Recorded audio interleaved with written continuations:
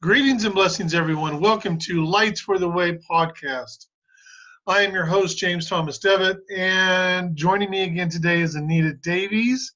And today we've had a long chat, and we decided to do the working energies of the soul, part 2. So, for those of you who listened to part 1, very fascinating topic and subject. And I can assure you that part 2 is going to be even more so. Along with this, as always, we are sponsored by the Blue Star Spiritual Group and the Blue Star Academy, which is dedicated, of course, to assisting people in walking the path that they are here to walk. Now, joining me, of course, this morning, as I said, is Anita Davies. Good morning, Anita. How you doing? Good morning, James. I'm doing very well today. It's a beautiful day out there. The sun is shining and it's a day of promise. Yeah, it's a beautiful day here in Dennis. The sun is shining, although there is a few clouds around. It's a lot warmer than it was yesterday morning, that is for sure. That's good to hear. And I'm just feeling a little bit sore because went to the gym again today and yesterday, and I've decided I'm going to do 5 days a week for at least the next 3 weeks and see what happens. Well, that's very brave of you. I have not put my nose in a gym for, I'd say, at least 30 years. Well, I go to Les Mills, and it's a good gym because they've got the one thing that I really enjoy more than anything. They have a sauna. And it's very hot. And I go in there and I spend at least 25 to 30 minutes sweating. And I really, after a workout, there's nothing better than a really hot sauna to just let go of everything. And of course, I go in there and I kind of like, I start working on, the videos that I want to do and things like this. And, there's a lot of really intense things that are happening in the world right now. And perhaps we'll do a show on that.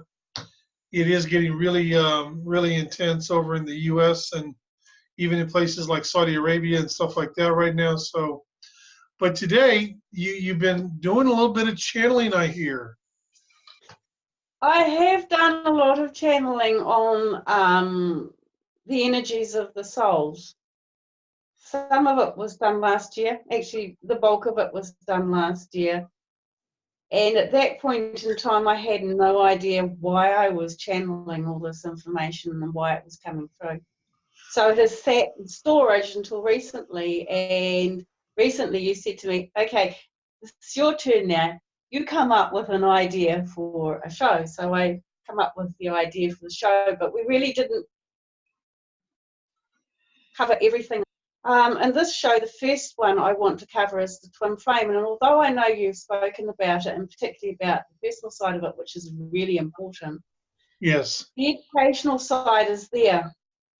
So what I have done is I've gone on the internet and I have found that there are truths within truths. So there are truths within what I find, but there's also the glamorization of something which is still a working energy. It still is an energy that's there for a purpose. It's not for us to have this most amazing, wonderful relationship with another person, because we have life after life after life after life, and we don't always spend our lifetimes with the same souls.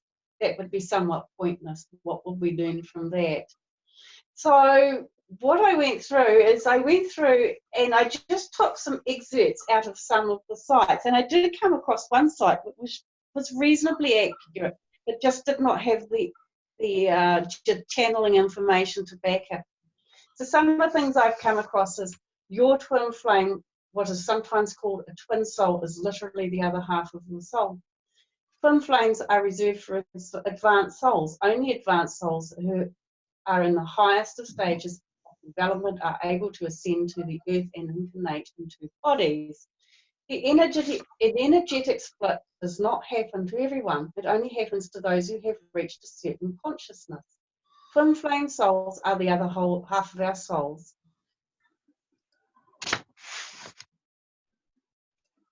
The Guide to Experiencing the Rare Transcendental Love, Ultimate Friends, Lovers, and Teachers in Life as Being. Sorry, not twin soul, twin flame, saying the wrong word. Twin flame. Twin flames are a divine expression of balance, harmony, and love. When you reach a certain level of consciousness or a higher frequency level in one life, your soul has split into two in order to come back down into a physical body. The only person who really got what I felt was really close, the twin soul flame union, is not for the faint-hearted. That is very true. This is where the danger lies in convincing ourselves that the label should stick. Well done her. She was well down the track. She certainly wasn't one of the popular ones. I find this very frustrating because the twin flame soul has been so glamorized and exploded into a non-reality. It's not funny. In reality, the twin soul is probably the hardest relationship you will ever encounter. And to my mind, on the whole, unless you have work to do on this earth plane, please don't move your partner for the so-called twin soul, because it is the most difficult relationship you are ever going to walk into. Would you agree there? Well, let me put it this way. I am married to my twin flame. I know that. Now, And I think I keep saying twin soul. Sorry, twin flame. twin soul, twin flame. It's label. It is label. It puts it in a box. I have seen so many posts on Facebook about twin flames and how it's this magical, mystical love fest, and it's so wonderful, so brilliant. And I will say this: the last time that my wife and I were together, twin flames, was 400 years ago. And I can assure you that you can actually look up a picture of me on the internet from that lifetime. And if you'd like to do so right now, his name is Charles Beale, Beale. And there's one photo or one picture where he's wearing a black hat, has a goatee. If you look at that picture and you look at a picture of me, it's like looking in a mirror. And the picture was painted by Anne, his wife, who was Janice. Now, the time before that was 800 years ago, and the time before that was 2,000 years ago. We have not spent a lot of lifetimes together in physical, because when twin flames come together, here's what happens. They come together, and it doesn't matter their level of awakening, okay? On a soul level, no one knows you better, period, end of story. So they go, oh, wait a minute, you're not being authentic. Poke, poke, poke. And the other person is going, oh, you're not being authentic. Poke, poke, poke.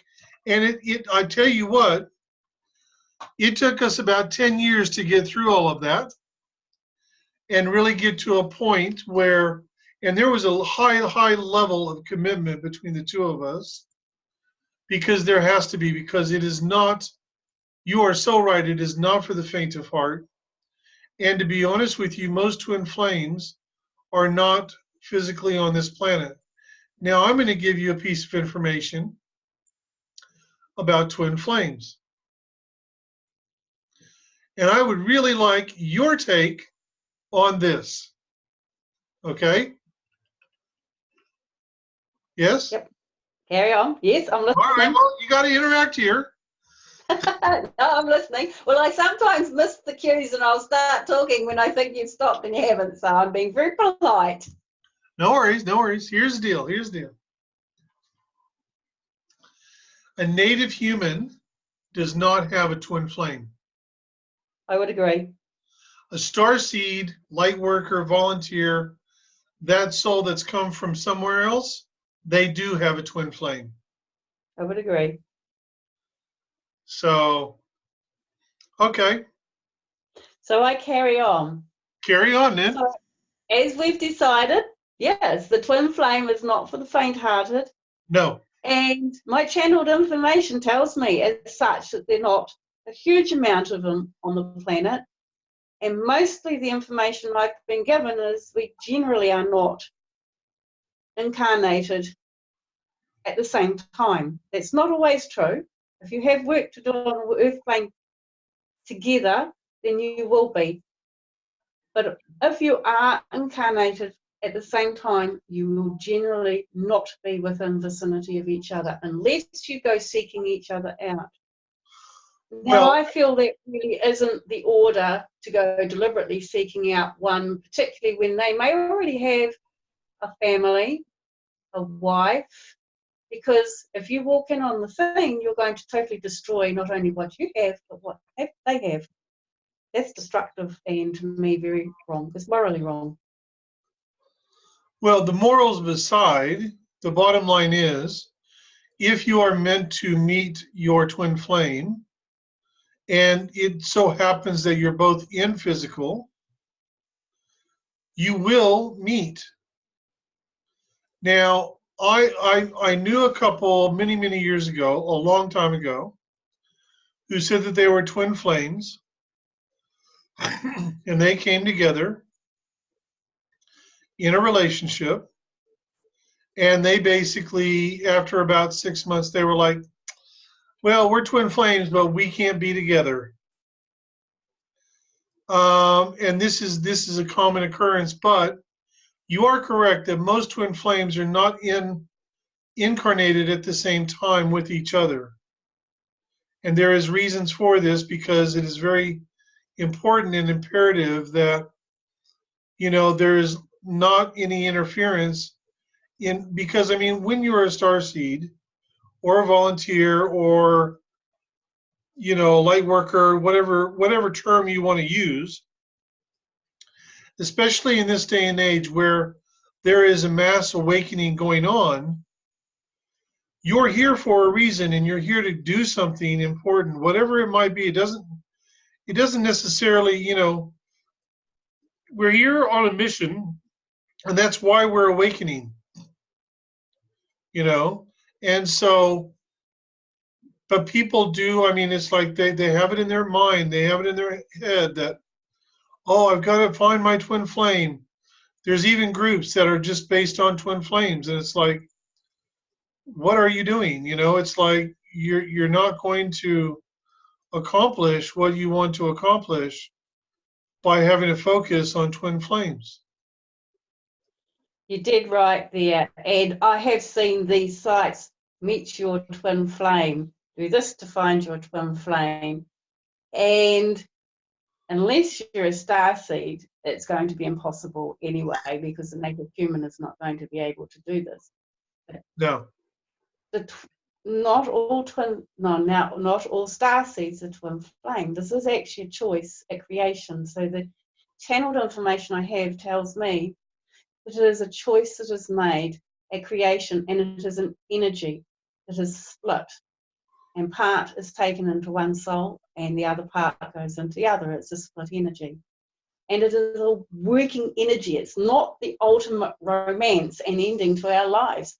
It is an energy that is worked upon, which is mostly worked upon off this plane. So I have a little channeled information, and is a twin flame energy is one of those who burns brightest from within their heart center and root chakra.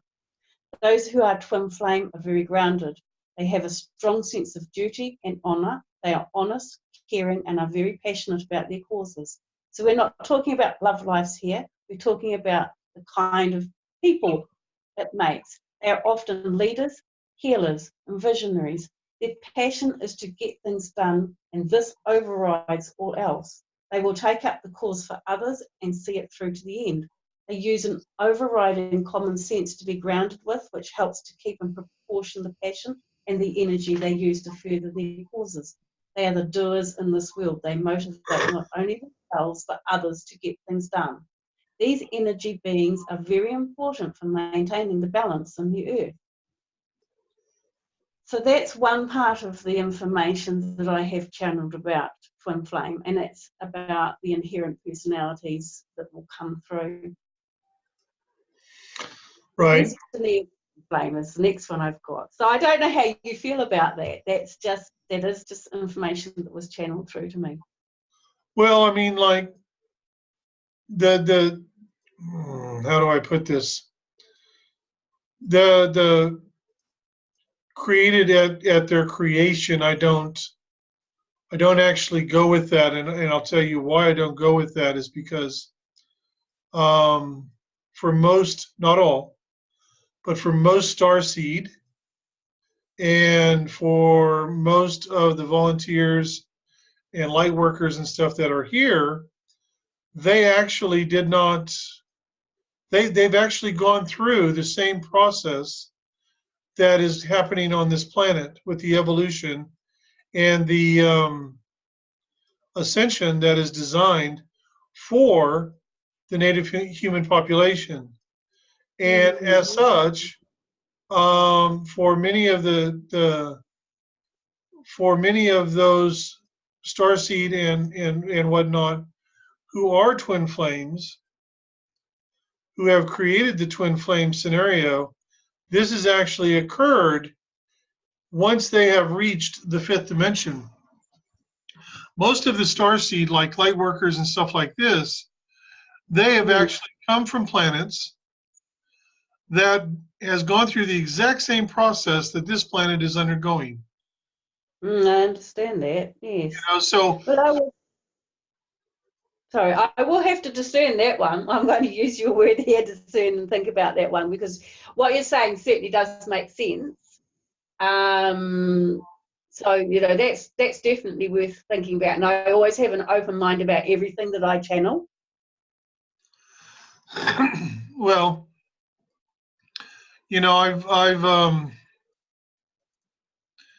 yeah, having really come through with a lot of stuff on twin flames over the last 17 years since my wife and I have been together.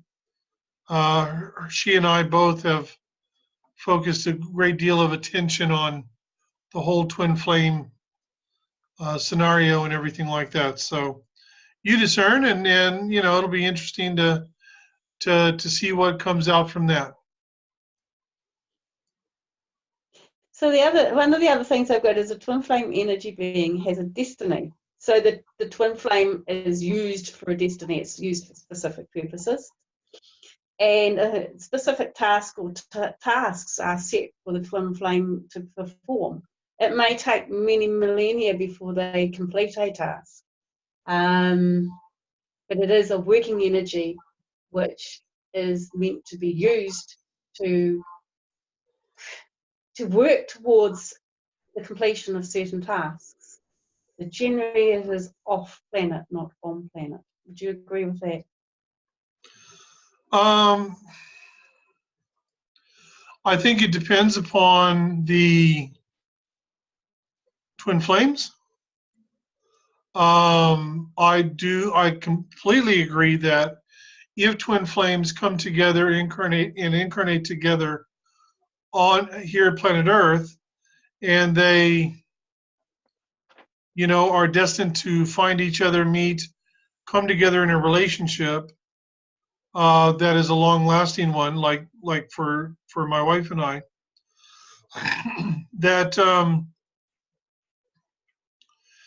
it is true that they do so because they have a very specific destiny and mission that they are here to complete and do, and that is absolutely true.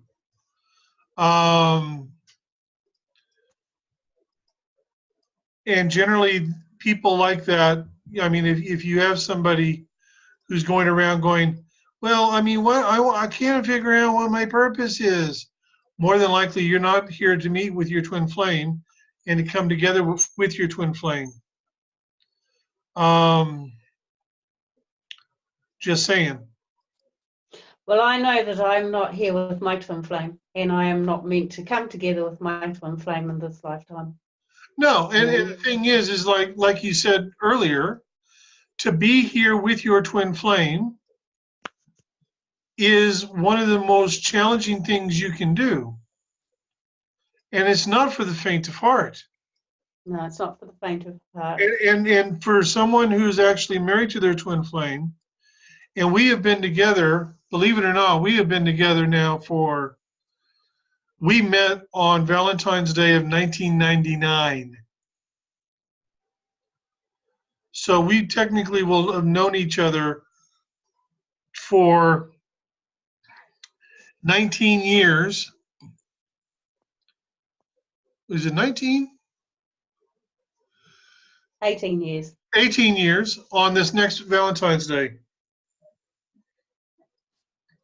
So for us to go that long and be able to do what we're here to do,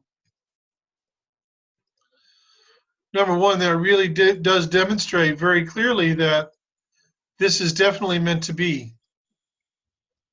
It does. You know, so um, yeah, go on. There's What do only you one sorry. what do you have next? There's only one little other myth to bust, and that is twin flames must ascend together. Now, twin flames are already ascended beings. True. So why would they need to ascend together? Again, it comes back to me, to the labeling, putting yourself in a box, putting yourself up on a pedestal. Yay, look at me, I'm twin flame. Look at my wonderful relationship with my partner. We have a twin flame.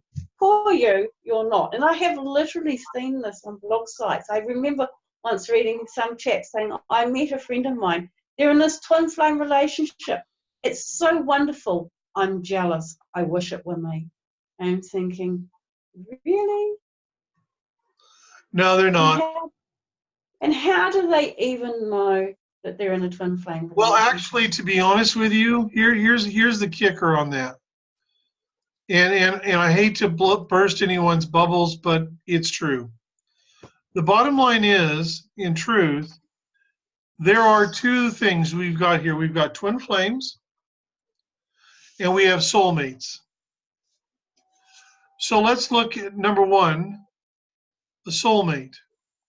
A soulmate is somebody that you have shared many, many lifetimes with. And if you find each other and are meant to come together and you come together, and it is a really comfortable relationship, it's a really good relationship, you know, there's all of this love and compassion and everything.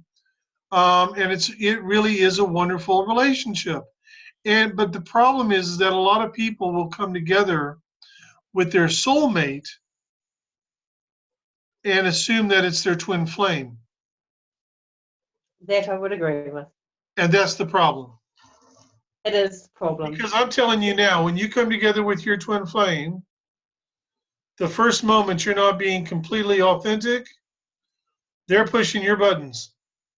They will be. And that, I promise you, you will not. OMG, I'm telling you now. It's like a moth to a flame. When it's twin flame to twin flame, it's like a moth to a flame too. You cannot, even though I say I'm not aware of my twin flame, if my twin flame's incarnated, and I know I don't live with my twin flame, I am inherently aware it is a relationship that you will not be able to stop yourself from being attracted to and wanting to be in. And it's like a moth to a flame. It's like a absolute necessity and a need. Would I be correct there? Yeah, to pretty much. Yeah. Although to be fair and to be honest, it is a situation a lot of times where they will actually intervene. And when I say they, I mean the guys upstairs will intervene. And what will happen is they'll intervene and ensure that they don't meet or they don't interact. right? Yeah, I can Uh, understand that. yeah. So, It serves no purpose. well, there's basically no point in for two people to come together, and to meet each other if there's not going to be, shall we say, an outcome from that. There literally is no reason whatsoever for them to come together. No, no. Because if they come together, it's like, okay, well, they've come together now, great, you know, whip-de-doo-dah.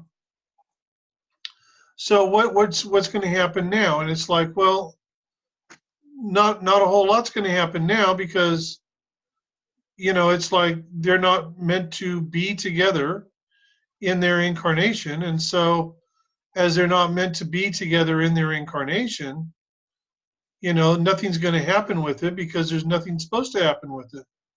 It'd be pointless, wouldn't it? It is pointless.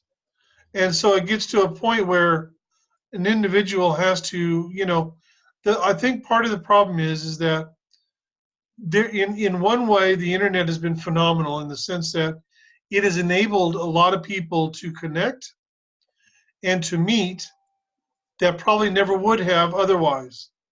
I know for Janice and I, for my wife and I, if it hadn't been for the internet, we wouldn't have met because we met in a spiritual chat room with her living in Cairns, Australia, and me living in Ponca City, Oklahoma. But also part of the problem with that as well is the fact that for so many people, you have this situation basically where all of a sudden you've got this problem where people all of a sudden are thinking to themselves, it's like, well, I mean, this person has this or this person has that. Why don't I have that, or I should have that, or whatever the case may be. And so all of a sudden they're pining for something that isn't really for them anyway. And That's true. it just becomes, in all honesty, it just becomes a nightmare. Well, it's a bit of an epidemic. I met somebody last year at a fair where I was working. It was actually a fair where we volunteered our services for a young man who needed a van to transport him around. He's had a sudden illness and was in a wheelchair, unable to move. And this young woman talked to me about how she had recently activated up her twin flame.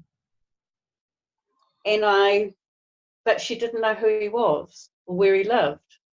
And I'm thinking to myself, well, one, why would you want to do this? And two, what is the point? And three, have you really done this? Because so much as the desire to want to connect with the twin flame, it's so strong there within some people to do what they think everybody else is doing because it's the right thing to do or the done thing to do. Or if I don't do it, I'm missing out. We see that's part of the problem right there. Right there. People think that they're missing out on something spectacular. And the bottom line is that nobody, no one is missing out on anything. No, they're not. They're They're actually doing what they should be doing in this time, and in the now. They are, where they should be, and they're doing what they should be. Yeah, but you see, it's the mentality of the grass is always greener.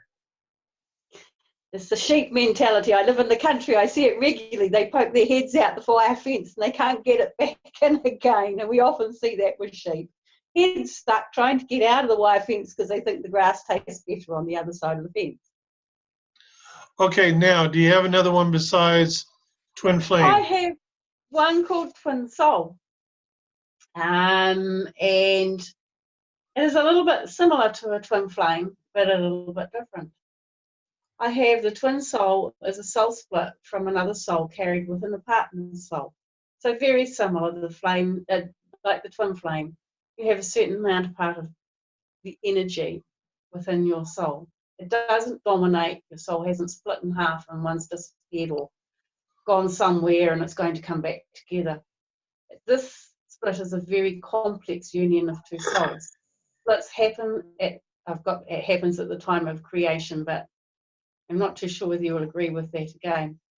It happens at the time of creation when the soul splits from the God force. So I have the feeling that when we talk about this may be, there are those who are created and they are not like people from Earth who have naturally evolved from wherever and whatever they come from. They have actually been created by God as beings instead of evolving naturally on the planet. Would we agree there? Before I go any further? Wow. I actually know quite a bit about split souls. Oh. And I would say that is completely incorrect. No, I've got another one here that says soul split. Well, you know, I mean, the thing is, though, is like there may be some confusion going on here because twin flame and a twin soul would be the same thing. But I'm not getting that twin soul and twin flame are the same thing. I'm actually getting that they are similar, but they actually have a less combustible relationship.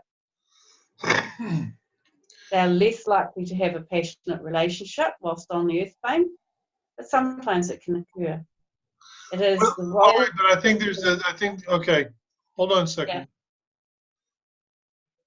So you're saying that there's a twin flame? Yep, twin soul. And twin soul and a split soul. Yep, soul split. Yep. Split soul, soul split, same difference. Interesting. Well, the information I've got for each of them is somewhat different, but yeah, that's what I've channeled, and that's the information I've been given. And you discerned this?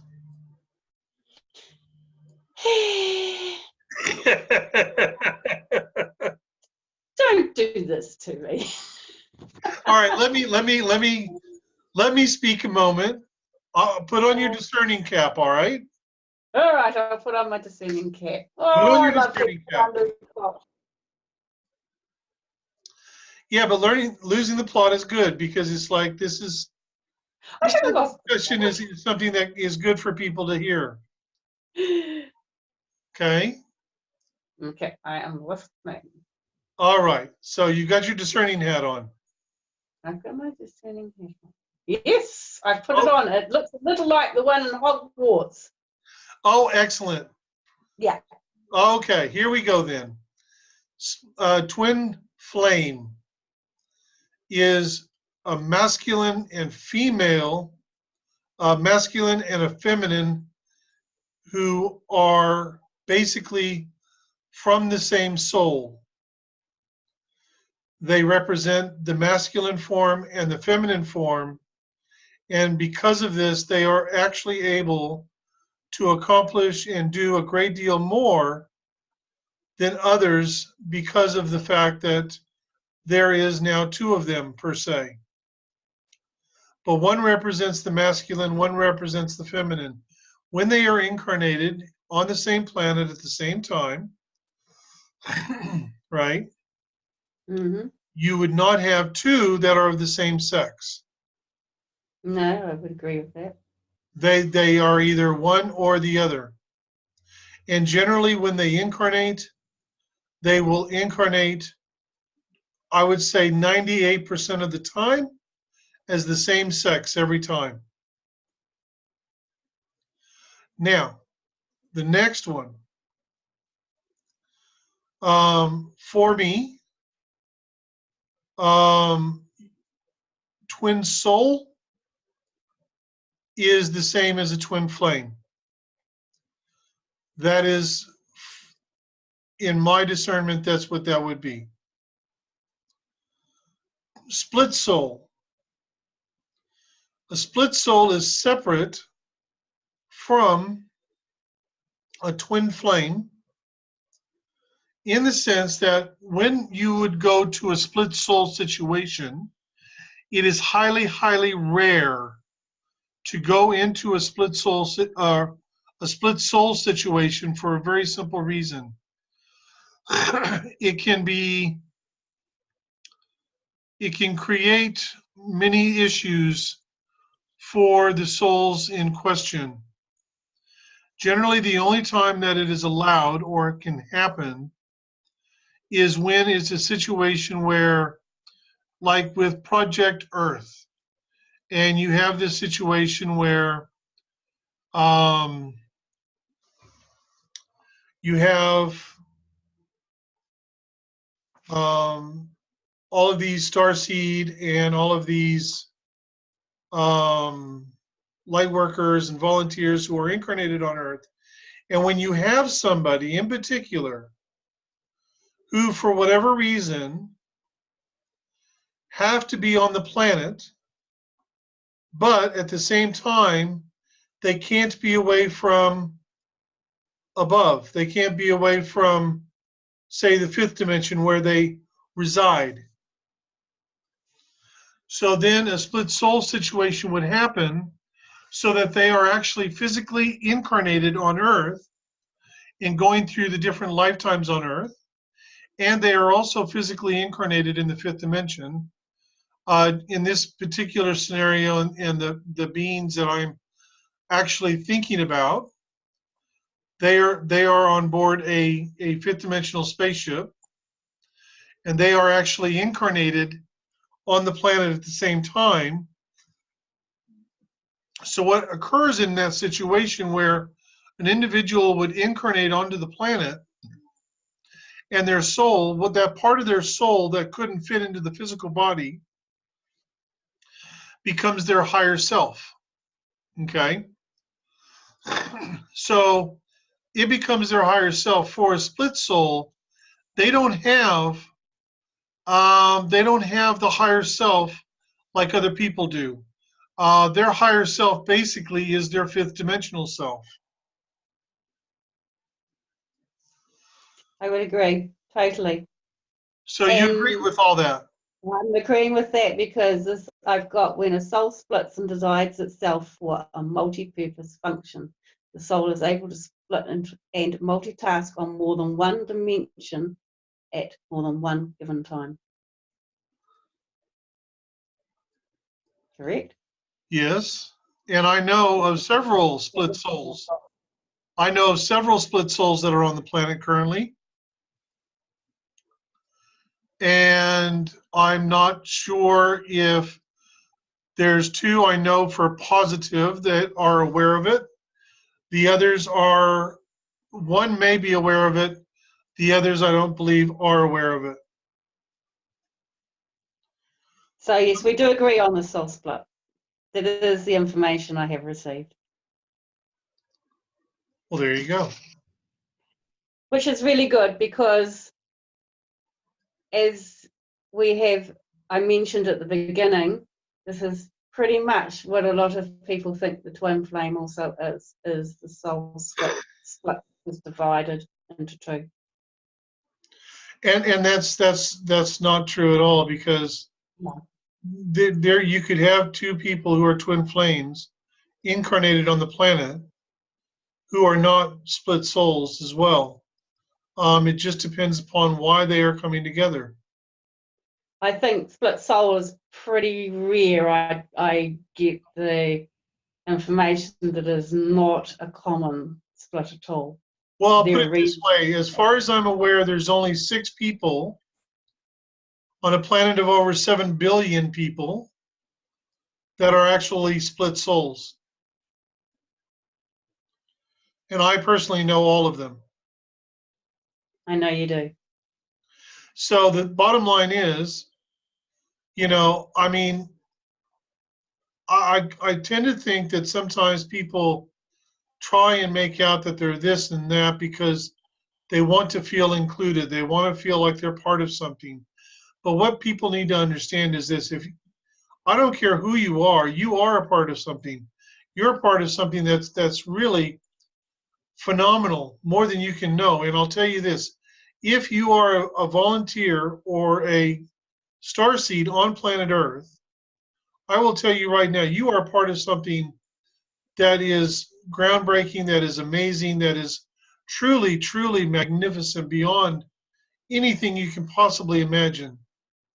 And I get really annoyed when people, they're trying to put out that they're this or that they're that over other people and over other things. And it makes people feel small, and it makes people feel like they're not worthy or they're not good enough. And that's complete, utter BS. Because let me tell you, if you are a starseed or a volunteer light worker on this planet, you are here because you are a freaking master. Now, granted, you may not be living the life that you necessarily would classify as being of master, related or whatnot. That's inconsequential, to be honest with you. It doesn't matter, because you are here, you are participating, you are doing everything that you can do and are supposed to do. And we get so caught up because, I understand we're in this incarnation, we're living this life, and I get it. But we are, we get caught up in the fact that this thing or that thing in this particular incarnation isn't going the way that we would like. Doesn't matter. It's like, if you are following your heart and guidance and you're doing the things that you need to do here, and by saying that, I mean, like, you are following your heart and guidance and you're living your truth, then you're doing exactly what you should be doing here. And I'll get off my soapbox now. No, fair enough, because this is the reason why I wanted to bring up the working energies for that particular reason, is because I find it disconcerting what I read and what I hear, and I think it's a shame others are made to feel less than equal because they think they are not these wonderful people.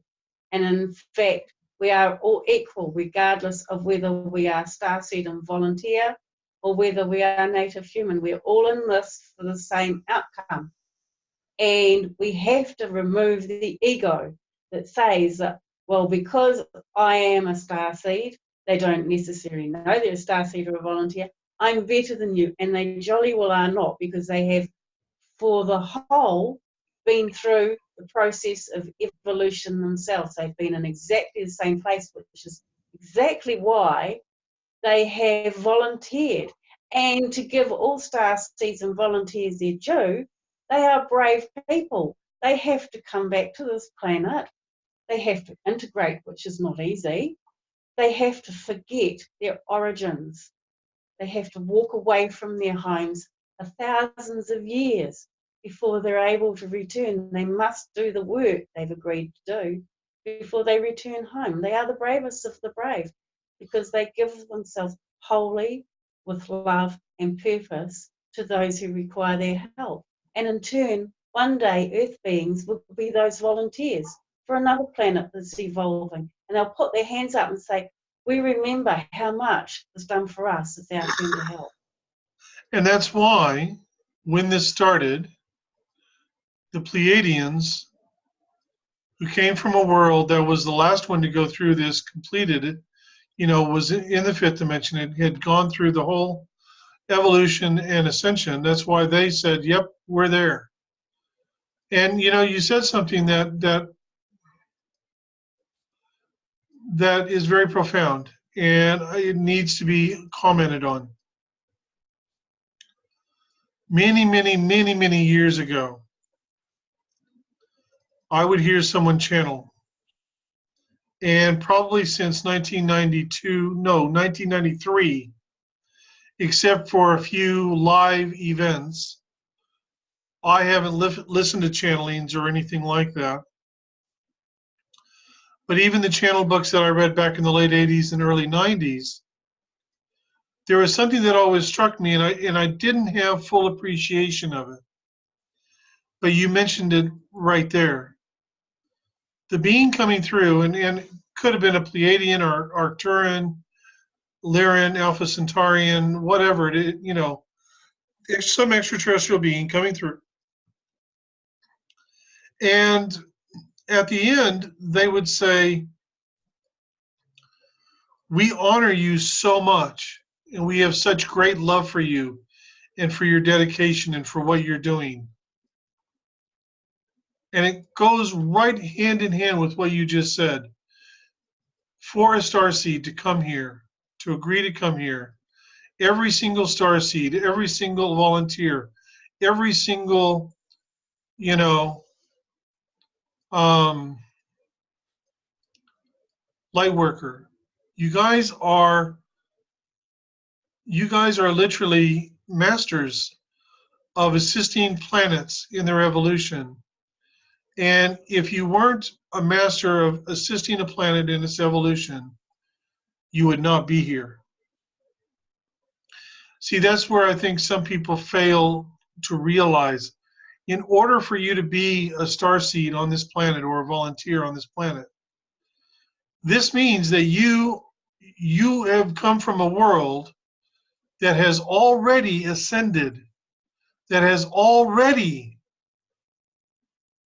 crossed that evolutionary barrier. You've already done it. That's why you're here, because you know what it takes.